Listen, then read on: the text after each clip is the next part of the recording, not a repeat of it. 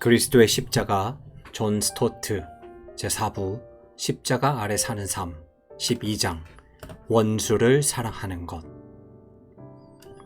십자가 아래 사는 것은 기독교 공동체 생활의 모든 측면이 십자가에 의해 모양이 지어지고 특색이 부여된다는 뜻이다.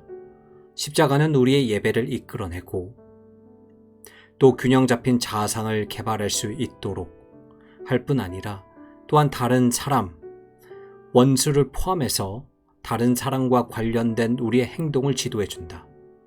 우리는 사랑을 받는 자녀같이 하나님을 본받는 자가 되어야 하며 그리스도께서 너희를 사랑하신 것 같이 너희도 사랑 가운데서 행하여야 한다.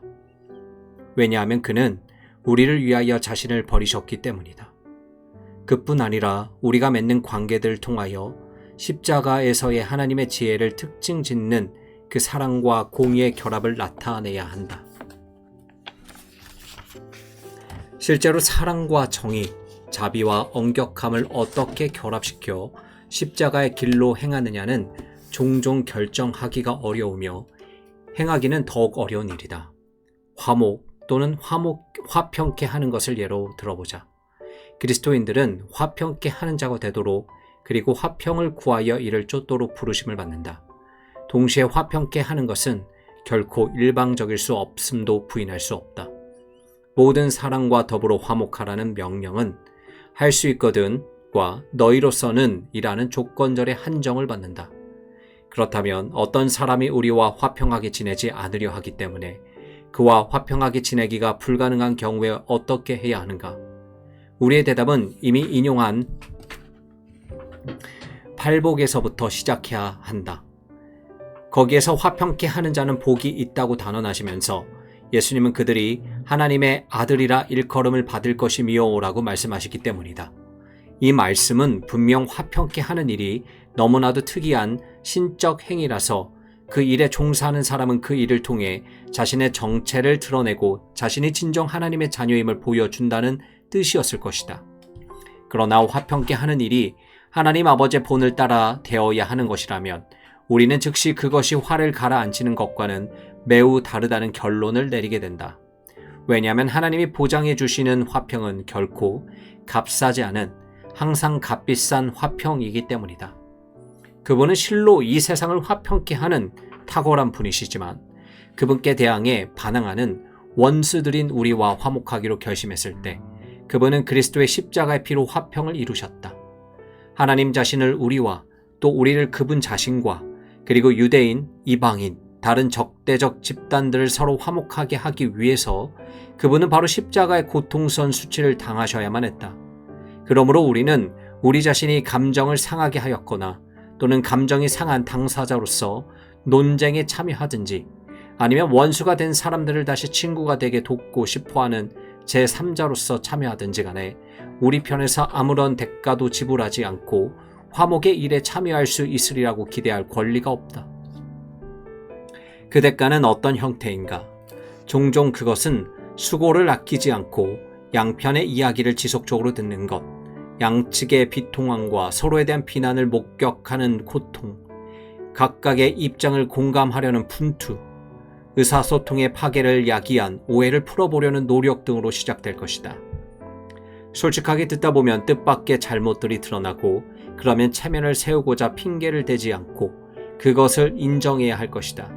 만일 우리가 비난을 받아야 한다면 사과를 하는 굴욕, 가능할 경우 손해배상을 하는 더 큰 굴욕, 그리고 무엇보다도 가장 굴욕스러운 것으로 우리 자신이 야기한 상처들이 치료되려면 시간이 걸릴 것이며 속 편하게 잊혀지지는 않으리라는 것을 고백하는 일이 있을 것이다.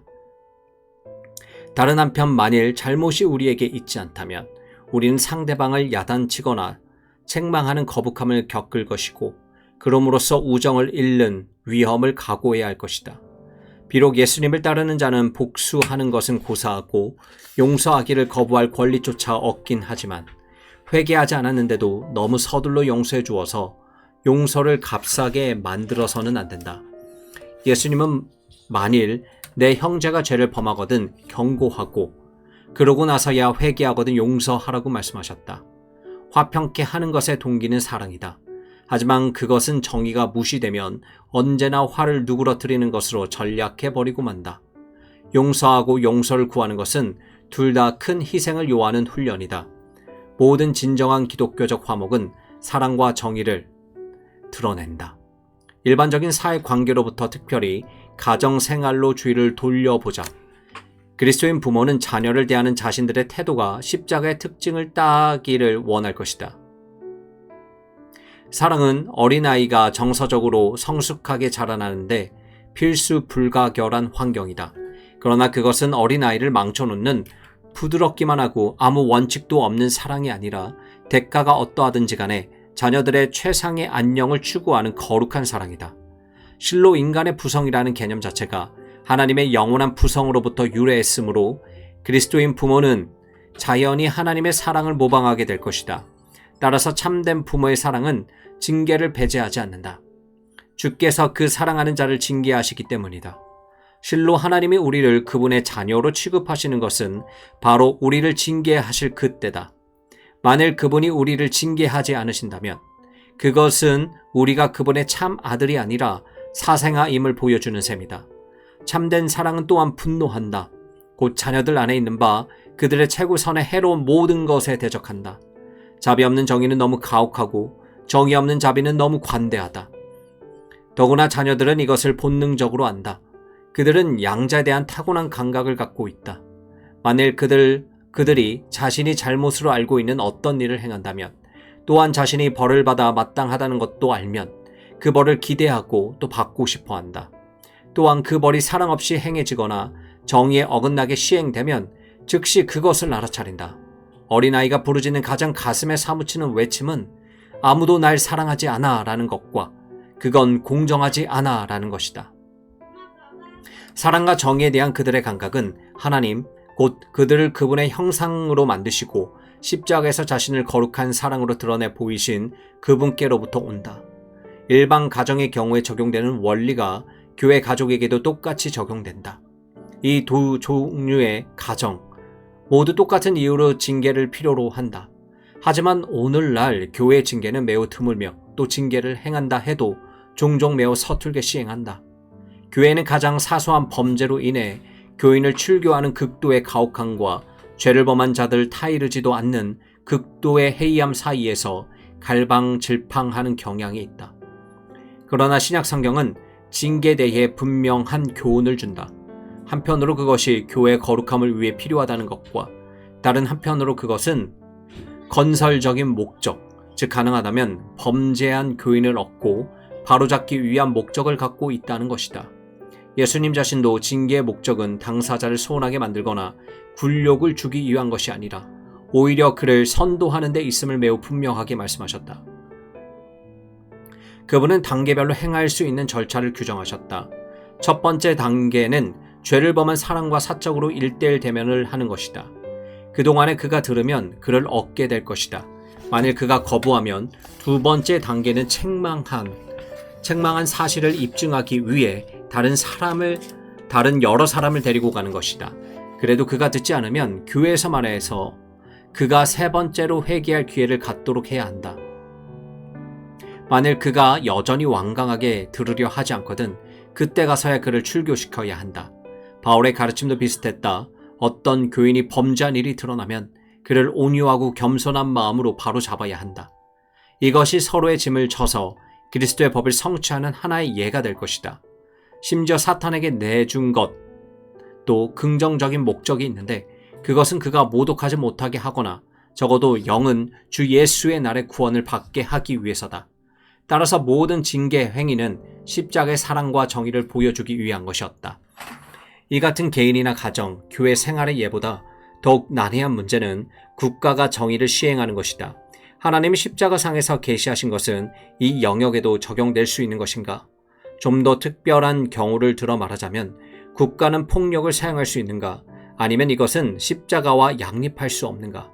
물론 십자가는 그 자체가 정의에 대한 엄청난 침해와 잔인한 사형 집행을 포함하는 현저한 폭력 행위였다. 그러나 그것은 부당하게 유죄를 선고받고 고문당하며 보복당하기는커녕 아무 저항 없이 처형당하신 예수님에 의해 행해진 마찬가지로 현저한 비폭력 행위였다. 더구나 그분의 행동은 신약 성경에서 우리의 본보기라고 설명되어 있다. 그러나 선을 행함으로 고난을 받고 참으면 이는 하나님 앞에 아름다우니라. 이를 위하여 너희가 부르심을 받았으니 그리스도도 너희를 위하여 고난을 받으사 너희에게 본을 끼쳐 그 자취를 따라오게 하려 하셨느니라. 그러나 이 본문은 많은 질문을 불러일으킨다. 십자가 때문에 우리는 모든 폭력을 비폭력적으로 받아들여야만 하는가? 십자가는 형사 재판 과정과 소위 말하는 의로운 전쟁을 무효로 만드는가? 그것은 모든 종류의 폭력의 사용을 금하는가? 그래서 그리스도인은 군인이나 정치가 혹은 치안 판사나 감옥의 관리가 될 수 없는 것인가? 이러한 질문들에 대한 대답을 찾는 가장 좋은 방법은 로마서 12장과 13장을 주의 깊게 살펴보는 것이다. 그것은 바울이 그의 그리스도인 독자들에게 하나님의 자비하심에 적절히 반응하도록 탄원하는 내용의 일부다. 11장에 걸쳐서 바울의 하나님이 우리를 위해 자기 아들을 죽음에 내주신 것과 우리에게 그리스도께서 획득하신 구원을 온전히 내려주시는 것을 통해서 나타난 하나님의 자비를 펼쳐 보였다. 우리는 이러한 하나님의 자비에 어떻게 반응해야 하는가? 1. 우리 몸을 하나님께 산 제사로 드리며 마음을 새롭게 함으로 그분의 뜻을 분별하고 행하여야 한다. 2. 우쭐해하거나 자신을 멸시하지 말고 냉정한 판단력으로 우리 자신을 생각해야 한다. 3. 우리의 은사를 서로 섬기는 데 사용하면서 조화와 겸손 가운데 함께 살아가며 서로 사랑해야 한다. 4. 우리를 핍박하는 자를 축복하고 원수들에게 선을 행해야 한다.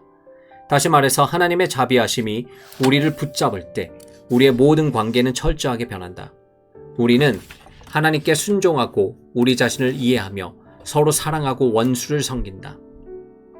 이제 특별히 네 번째 관계에 관심을 기울여 보도록 하겠다.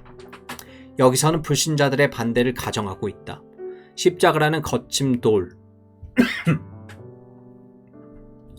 십자가의 사랑과 정결, 하나님과 이웃을 사랑하라는 우선적인 명령, 십자가를 지라는 부르심, 이것들은 사람들로 하여금 우리에게 반대하게끔 만든다.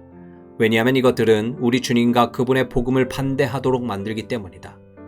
그렇다면 이것이 바로 우리가 앞에서 살펴볼 로마서 12장 연구의 배경이다.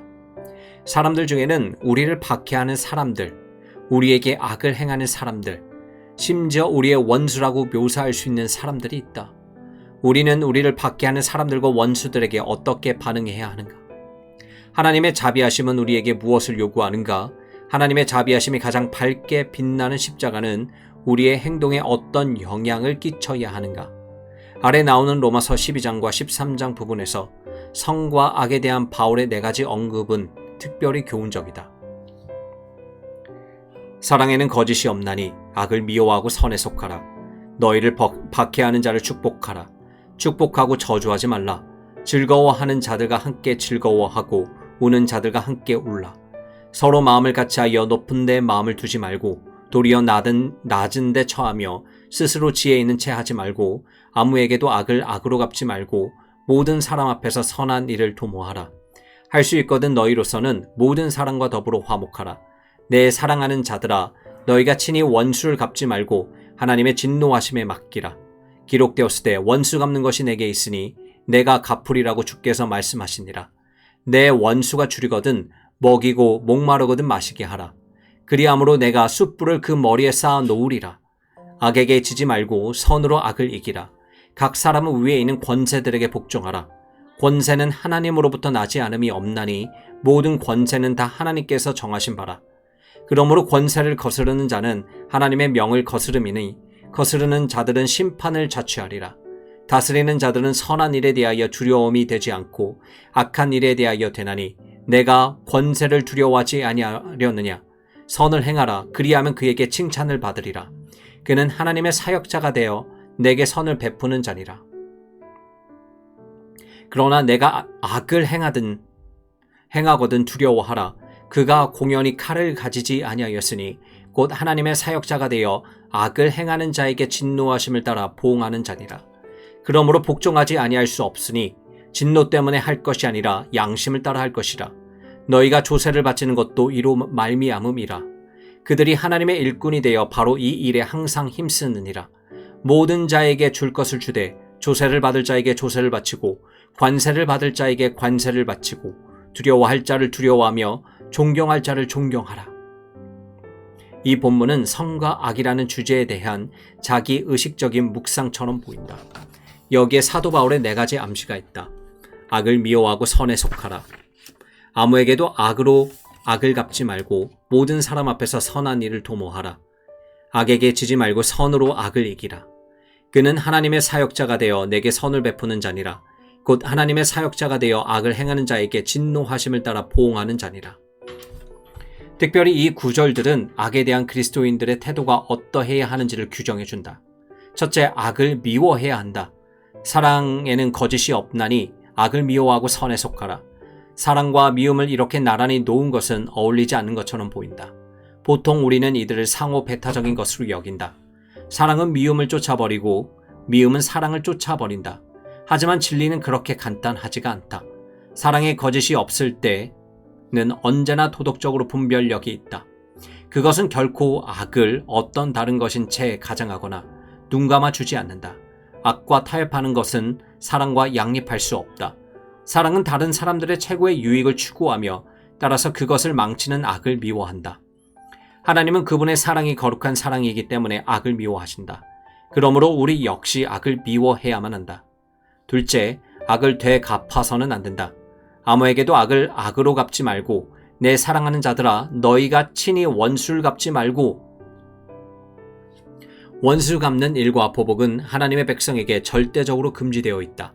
악을 악으로 갚는 것은 한 가지 악에다 다른 악을 더하는 것이기 때문이다. 우리가 악을 미워한다면 어떻게 거기에 또 다른 악을 더할 수 있단 말인가? 산상수훈은 여기에 나와 있는 말을 분명하게 반영한다. 예수님은 악한 자를 대적지 말라고 말씀하셨다. 즉, 전후 문맥을 보아 분명히 알 수 있는 것처럼 그것은 보복하지 말라는 말씀이다. 그리고 십자가에서 예수님은 자신의 가르침에 대한 완벽한 본보기를 보여주셨다. 욕을 당하시되 맞대어 욕하지 아니하시고 고난을 당하시되 위협하지 아니하셨기 때문이다. 대신에 우리는 선한 일을 도모해야 하며 모든 사람과 더불어 화목해야 한다. 즉, 악이 아니라 선, 폭력이 아니라 평화가 우리 삶의 특징이 되어야만 한다. 셋째, 악을 이겨야 한다. 악을 미워하는 것과 악을 갖기를 거절하는 것은 별개다. 훨씬 더 좋은 것은 그 악을 정복하거나 이기는 것이다. 악에게 지지 말고 선으로 악을 이기라. 어떻게 이렇게 하는가에 대해서는 바울이 앞 구절들에서 간단히 말하는데 이는 산상수훈에 좀 더 자세한 말을 반영한다고 할 수 있다. 예수님은 이렇게 말씀하셨다. 너희 원수를 사랑하며 너희를 미워하는 자를 선대하며 너희를 저주하는 자를 위하여 축복하며 너희를 모욕하는 자를 위하여 기도하라. 이에 바울은 이렇게 쓴다. 너희를 박해하는 자를 축복하라. 또한 내 원수가 줄이거든 먹이고 우리는 사람들을 축복함으로써 그들의 유익을 바라야 하고 섬김으로써 그들을 선대해야 한다. 예수님의 새로운 공동체에서는 저주는 축복으로 원하는 기도로 복수는 섬김으로 대체되어야 한다. 사실 기도는 원한의 참 마음을 깨끗하게 한다. 축복하는 입술을 동시에 저주를 할 수 없다. 그리고 섬김에 전념하는 손은 복수를 할 수 없다. 원수의 머리 위에 숯불을 쌓는 것은 그를 사랑하는 것과는 양립할 수 없는 적에 찬 행동인 것처럼 보인다. 하지만 그것은 대단한 수치심을 불러일으키는 것에 대한 비유적 표현이다. 그에게 상처를 입히거나 창피를 주기 위해서가 아니라 그가 회개하여 선으로 악을 이기도록 하기 위해서다. 악을 악으로 갚는 것의 비극은 그럼으로써 우리가 악에 악을 더하여 이 세상의 악의 총계를 증가시킨다는 것이다. 그것은 마틴 루터 킹이 말한 악의 연쇄 반응을 유발한다.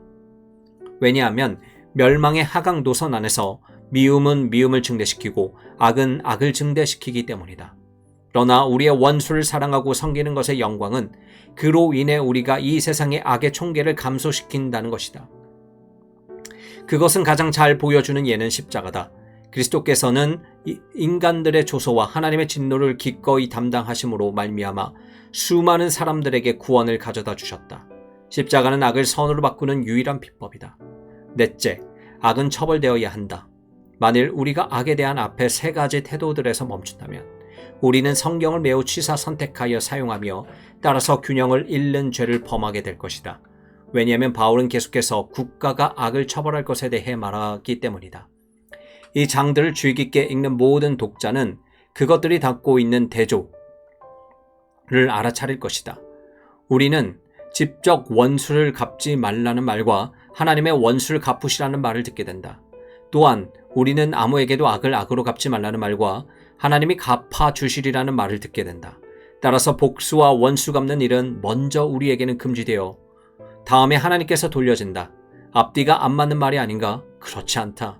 이런 것들은 우리에게 금지하시는 이유는 악이 처벌받을 만한 것이 아니기 때문이 아니라 처벌이 우리의 특권이 아니라 하나님의 특권이기 때문이다.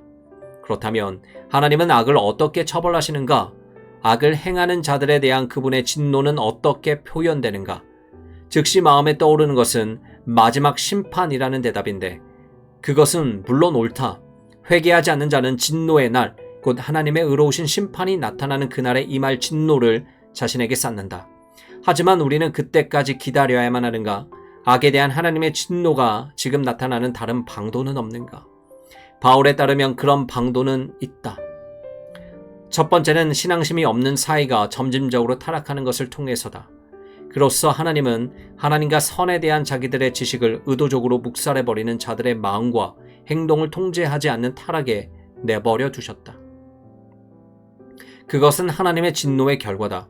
두 번째는 국가의 재판 과정을 통해서다. 왜냐하면 법을 시행하는 관리는 하나님의 사역자가 되어 악을 행하는 자에게 진노하심을 따라 보응하는 자이기 때문이다. 이런 의미에서 크랜필드 박사는 국가는 죄에 대한 하나님의 진노를 부분적으로 미리 앞질러 일시적으로 나타내는 것이다 라고 쓴다. 바울이 로마서 12장 끝과 13장 초두에서 같은 어휘를 사용함으로 주목하는 것은 중요하다. 진노라는 단어와 복수 처벌이라는 단어가 양쪽에서 모두 나타난다. 복수는 일반적으로 하나님의 백성에게 금지되지만 특별히 하나님의 사역자들, 즉 국가의 관리들에게 부과된다. 많은 그리스도인들은 여기서 그들이 깨닫는 것이 윤리적 이원론이라는 점에 대해 대단한 어려움을 느낀다. 이 문제를 분명히 해보고자 한다. 첫째, 바울은 루터의 유명한 두 왕국 교리, 곧 하나님의 오른손 왕국의 복음의 능력을 통해 행사되는 영적 책임을 갖고 그분의 왼손 왕국은 검은 능력을 통해 행사하는 정치적 또는 세속적 책임을 갖고 있다는 교리처럼 교회와 국가라는 두 가지 실제 사이를 구별하지 않는다. 장 라세스르는 이를 전통적 교리라고 부르고 다음과 같이 요약한다. 질서를 지킬 의무를 주셨다. 그리스도인은 교회 구성원이면서 동시에 국가의 시민이다. 전자로서 그는 복음의 윤리에 따름으로써 하나님께 순종해야만 한다. 후자로서 그가 국가에 판단하는 정치적 윤리에 따름으로써 하나님께 순종해야만 한다. 하나님이 교회와 국가에 서로 다른 책임을 주신 것은 사실이다. 비록 그것들이 서로 중복되며 서로 다른 윤리들에 의해 지배되는 것이 아니라 둘 다 그리스도의 주권하에 있다는 것을 강조할 필요가 있긴 하지만 말이다. 하지만 이것은 참으로 로마서 12장과 13장에 나타난 문제의 핵심이 아니다. 둘째, 바울의 그리스도인 행동의 두 가지 영역, 곧 사적인 영역과 공적인 영역간을 구분하여 우리가 사적으로는 원수를 사랑해야 하지만 공적으로는 그들을 미워할 수 있다고 말하는 것이 아니다. 사적인 것과 공적인 것이라는 이중적인 도덕 기준 개념은 단호히 거부해야 한다. 기독교 도덕은 오직 하나가 있을 뿐이다. 셋째, 바울이 구분하는 것은 사적인 것과 공적인 것이라는 두 가지 역할 사이의 구분이다. 그리스도인은 언제나 그리스도인으로서 그리스도의 동일한 도덕적 권위하에 있지만 서로 다른 역할들을 부여받는데 이로 인해 각 역할에 따라 서로 다른 행동을 하는 것이 타당하게 된다. 예를 들어 경찰 역할을 하는 그리스도인은 범인을 체포하기 위하여 폭력을 사용할 수 있지만 개인적 시민의 자격으로는 그것을 사용할 수 없다. 그리스도인은 재판관으로서 죄수에게 형을 선고할 수는 있지만 반면에 예수님은 제자들에게 비판하지 말라. 그리하면 너희가 비판을 받지 않을 것이요 라고 말씀하셨다. 그리고 그리스도인은 사형 집행자로서 사형수를 죽일 수 있다. 이는 범인 체포와 재판관과 사형 집행 그 자체가 나쁘다고 말하는 것이 아니라 그것들은 범죄 행위에 대한 올바른 반응이지만 하나님이 국가의 특정한 관리들에게 맡기신 일이라는 것이다. 그러므로 바울은 로마서 12장과 13장에서 악을 갚지 않는 것은 악을 처벌하는 것을 이런 식으로 구분하고 있다. 12장 끝에 나온 금지는 심판의 날까지 악을 처벌하지 않는 채 남겨두어야 한다는 뜻이 아니라 처벌은 국가에 의해 시행되어야 하며 일반 시민들이 법을 스스로 시행하는 것은 적절하지 않다는 뜻이다. 그리스도의 평화주의자들이 받아들이기는 어려워하는 것이 바로 이러한 구분이다. 그들은 원수 갚는 것이 본질적으로 잘못이라고 생각하여 보복하지 말라는 예수님의 가르침과 본보기를 기초로 그들의 주장을 펼치는 경향이 있다. 그러나 보복은 잘못된 것이 아니다. 왜냐하면 악은 처벌되어 마땅하고 반드시 처벌되어야 하며 또한 실상 처벌될 것이기 때문이다. 예수님 자신은 인자가 각 사람이 행한 대로 갚으리라 고 말씀하셨다. 이러한 진리는 심지어 예수님 자신이 원수를 갚지 않으신 것에 대한 베드로의 설명에서도 나타난다. 예수님은 모욕당할 때 대꾸하지 않으셨다. 그분은 고난당할 때 위협하지 않으셨다. 하지만 이것으로부터 그분이 악을 눈감아 주신다는 결론을 이끌어내서는 안 된다. 그분이 원수 갚는 일 대신에 하신 행동이 무엇이었는가? 오직 공의로 심판하시는 이에게 부탁하셨다. 베드로전서 2장 23절. 바울의 말로 하면 예수님은 그것을 하나님의 진노에 맡기셨다. 따라서 심지어 예수님이 자신을 처형하는 자들을 용서해달라고 기도하실 때나 우리의 구원을 위해 거룩한 사랑으로 그분 자신을 주실 때도 악에 대한 하나님의 심판의 필요성이 예수님의 마음속에 없었던 것은 아니다. 실제로 예수님은 바로 그 순간에 오직 정당한 처벌을 그분 자신이 감당하심으로써 악을 이기고 계셨다. 이것은 우리에게 십자가를 악의 문제와 관련시키려 할 때 또 하나의 복잡한 문제, 곧 그리스도인은 국가와 그 권위를 어떻게 생각해야 하는가의 문제를 불러일으킨다. 로마서 13장을 주의 깊게 연구해보면 국가를 신성시하는 것, 그리고 국가를 악마화하는 것, 이 두 극단을 피하는 데 도움이 될 것이다. 국가에 대한 그리스도인의 자세는 다소 비판적인 존경의 태도가 되어야 한다. 여기서 나온 국가의 권위에 대한 바울의 가르침을 그 기원, 그것이 주어진 목적, 그것이 시행되어야 하는 수단, 그리고 그것이 받아야 하는 승인 등의 4가지 항목으로 나누어 요약해 보겠다. 첫째, 국가의 권위의 기원은 하나님이시다. 각 사람은 위에 있는 권세들에게 복종하라. 권세는 하나님으로부터 나지 않음이 없나니 모든 권세는 다 하나님께 정하신 바라. 그러므로 권세를 거스른 자는 하나님의 명을 거스름이니 이러한 관점은 이미 구약에서 분명하게 나타나 있다.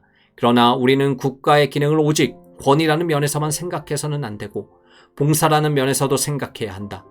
왜냐하면 다스리는 자는 하나님의 사역자가 되어 내게 선을 베푸는 자이기 때문이다. 또한 그는 하나님의 사역자가 되어 악을 행하는 자에게 진노하심을 따라 보응하는 자다. 그리고 우리가 조세를 바쳐야 하는 이유는 당국이 하나님의 일꾼이 되어 바로 이 일에 항상 힘쓰기 때문이다. 나는 바울이 국가의 권위와 봉사 양자에 대해 쓴 것에 대단히 깊은 인상을 받았음을 고백한다. 그는 3번째 걸쳐 국가의 권위는 하나님의 권위라고 단언한다. 그리고 3차례에 걸쳐 국가와 관원들을 하나님의 사자로서 묘사하는데 다른 곳에서 그가 사도의 복음 전도자로서의 자신의 사역, 심지어는 그리스도의 사역에 적용한 2 단어를 사용하여 묘사한다. 나는 이 점을 부인할 방도가 있다고 생각하지는 않는다. 그렇다. 자기 자신이 개인적으로 잘 알았던 로마 정부의 결함에도 불구하고 바울은 그 권위와 봉사가 하나님의 것이라고 힘주어 선포했다. 그리스도인이 국가의 권위에 순종하는 것이 양심이 되는 이유는 그 기원이 하나님으로부터 왔기 때문이다.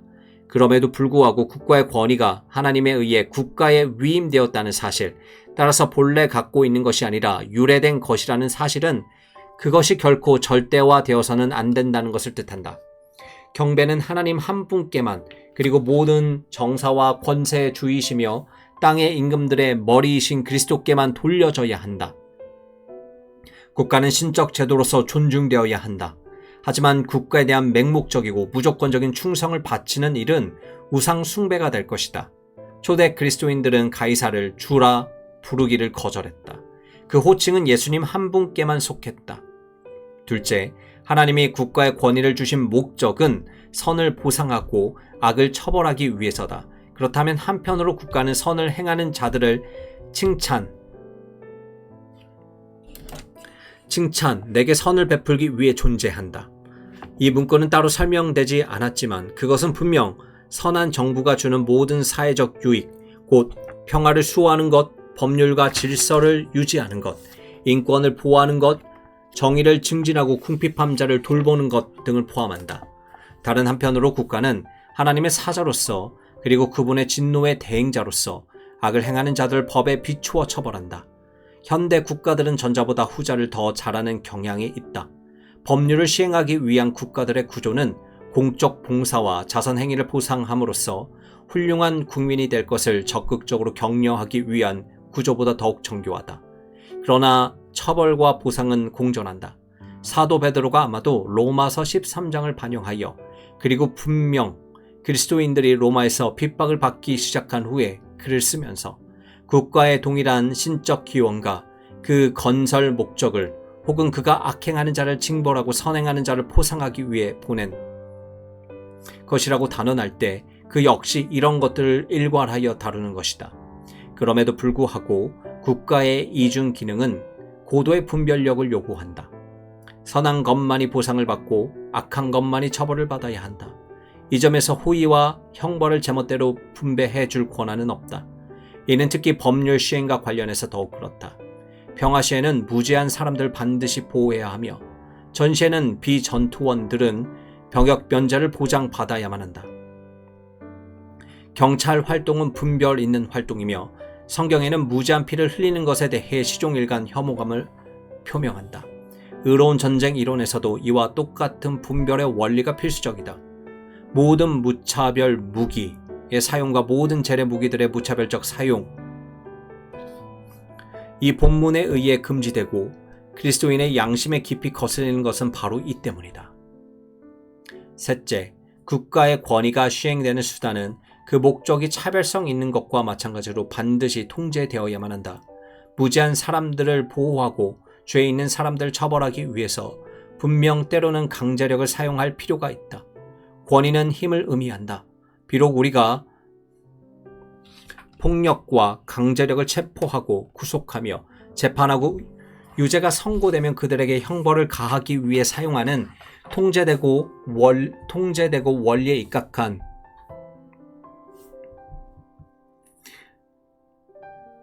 힘의 사용을 구별해야 하지만 말이다. 국가의 권위는 심지어 재판에 의해 생명을 취하는 것까지 확장될 수 있다.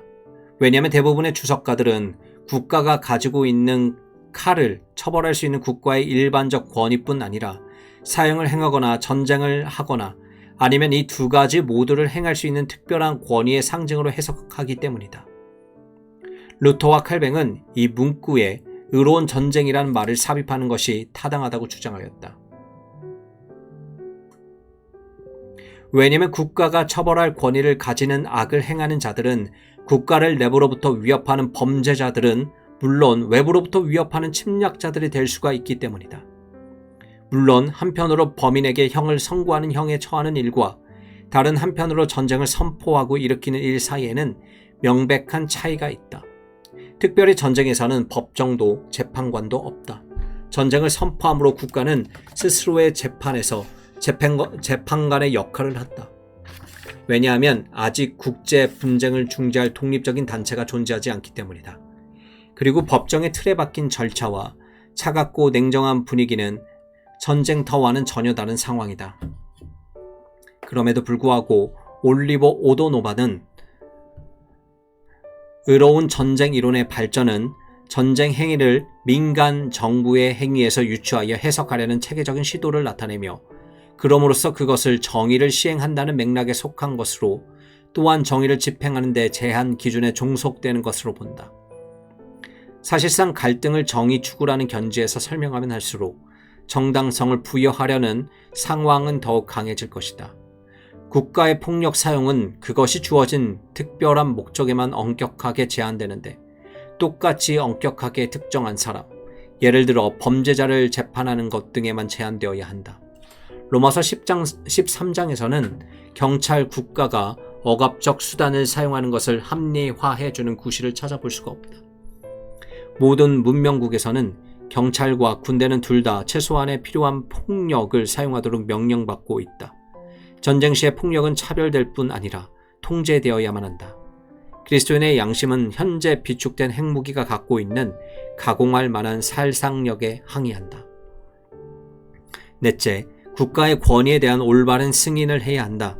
국민은 통치 당국을 하나님이 제정하셨기 때문에 그 권위에 복종해야 한다.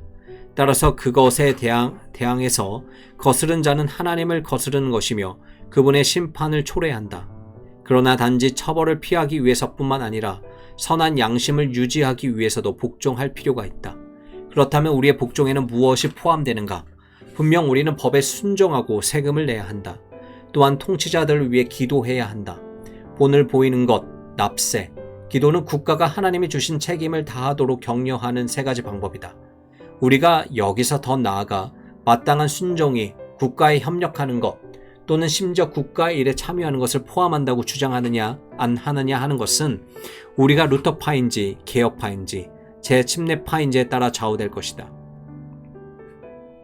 나는 국가의 권위와 사역이 하나님의 것이므로 하나님이 정하신 국가의 봉사를 피해야 할 이유를 전혀 발견할 수 없고 오히려 그것에 적극적으로 참여해야 한다고 생각한다. 그럼에도 불구하고 우리의 순종에는 한계가 있어야만 한다. 비록 다스리는 자들은 선한 일에 대하여 두려움이 되지 않고 악한 일에 대하여 되지만 바울은 로마의 한 행정관이 예수님께 사형을 선고했으며 자기 자신도 이따금 로마의 불의의 희생자가 되었던 것을 알았다.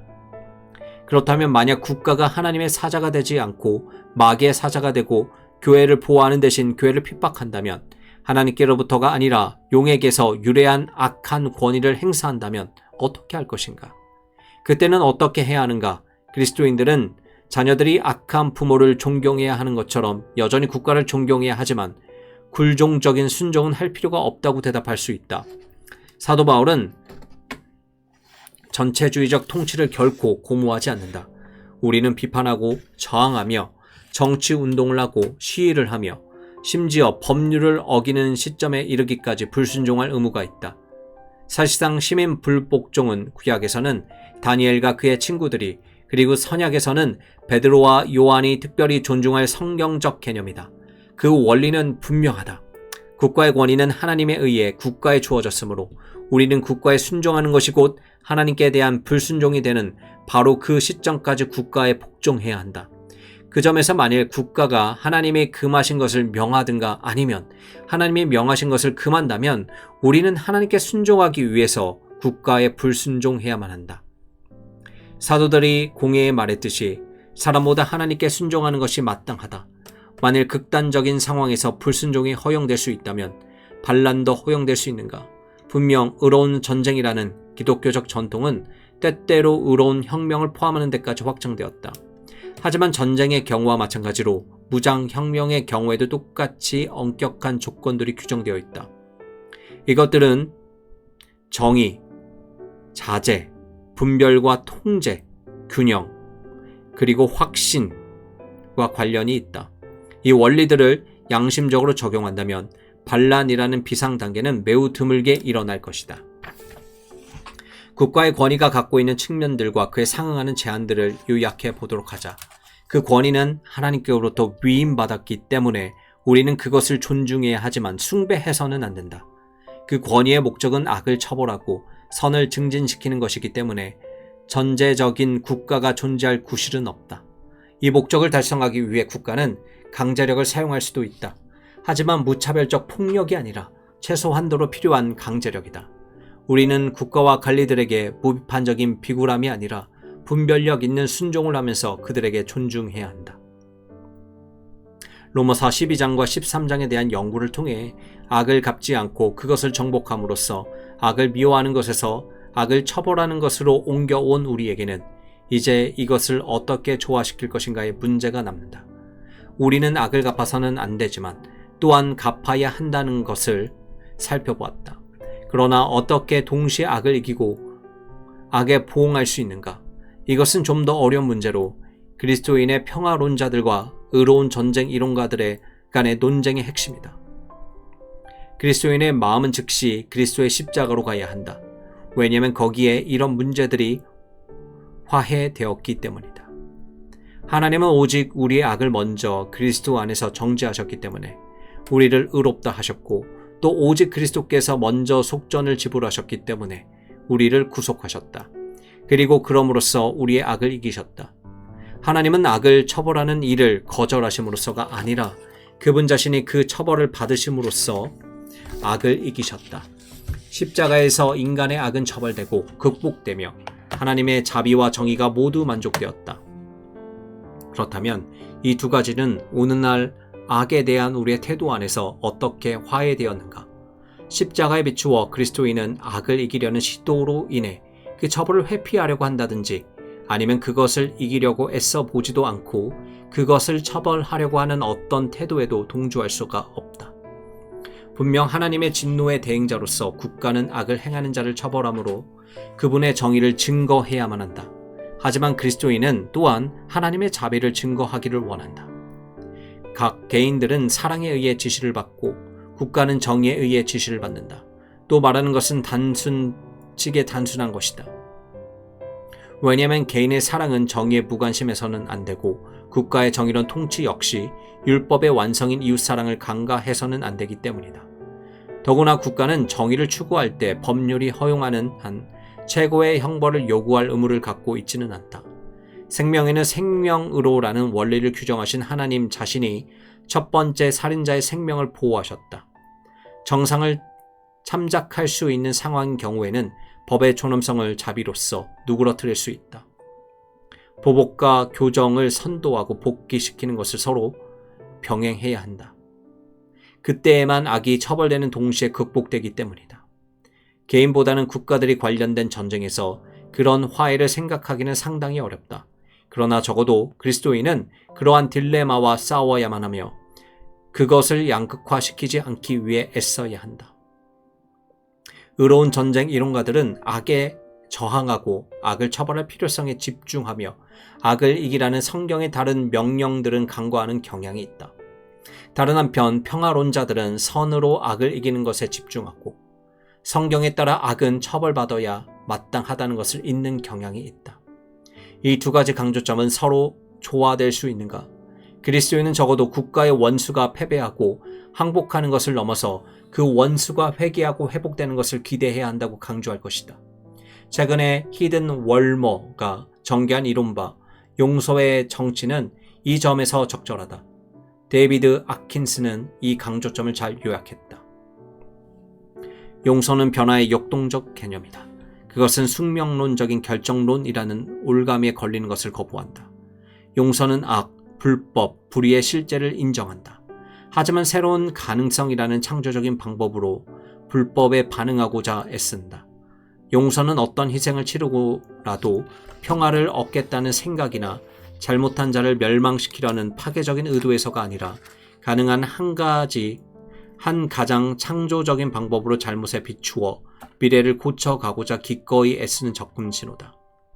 십자가에서 죄의 형벌을 요구하고 또 그것을 짐으로써 그리하여 동시에 악을 처벌하고 이김으로써 하나님은 그분의 거룩한 사랑을 나타내 보이셨다.